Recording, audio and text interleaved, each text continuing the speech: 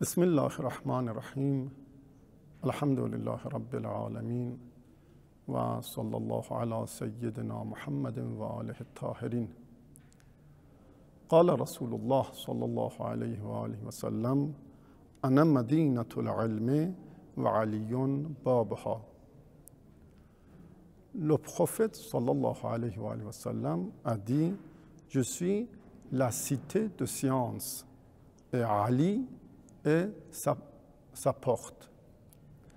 Donc c'est très important que pour entrer dans la cité du prophète, dans la cité des sciences du prophète, il faut entrer par la porte de Imam Ali alayhi salam. Ça, c'est un hadith célèbre rapporté par les chiites et les sunnites. À la suite de cet hadith-là, on trouve cette phrase: Walan tudkhalul madinatu illa min babaha. Personne ne peut entrer dans cette cité de science sans qu'ils entrent par la porte. Il y a une différence entre les cités spirituelles, comme la cité du prophète, la cité des sciences prophétiques, et la cité physique. Vous trouvez dans le monde les cités, les villes. À l'ancien, il y avait des murailles, des murs autour de la cité. Il y avait un portail pour entrer dans la cité.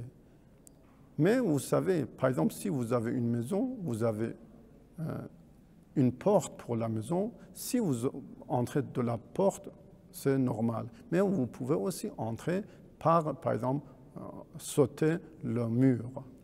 Ça, c'est une entrée clandestine, inautorisée. Mais de toute façon, si vous faites cette chose-là, quand même, vous entrez dans la même cité, dans la même maison. Alors que dans les cités spirituelles, ce n'est pas pareil.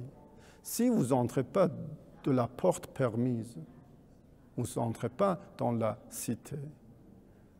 Vous n'entrez pas dans la cité des sciences. Vous allez entrer dans la cité d'ignorance. Ça, c'est très important parce que dans les choses spirituelles, la cité et la porte, la maison et la porte sont unies. Si vous voulez entrer dans la cité des sciences prophétiques, il faut entrer par sa porte. Et si vous n'entrez pas par sa porte, par exemple, vous faites un trou dans le mur et vous entrez, ou par exemple, vous sautez le mur sans la permission, vous n'allez pas entrer dans la cité des sciences, vous allez entrer dans la cité des bordels, des ignorances. Donc, la porte et la science et la cité sont unies. On ne peut pas arriver à un but par n'importe quel moyen. Autrement dit, on peut dire que l'objectif et le but ne peut pas autoriser et justifier le moyen. Le moyen et le but, les deux doivent être permis et justifiables. Donc, la porte de Imam Ali, c'est la porte autorisée, permise pour entrer et utiliser des sciences prophétiques. Essayons d'entrer dans la cité de sciences de prophète par la porte d'Imam Ali alayhi salam. Wassalamu alaikum wa rahmatullah.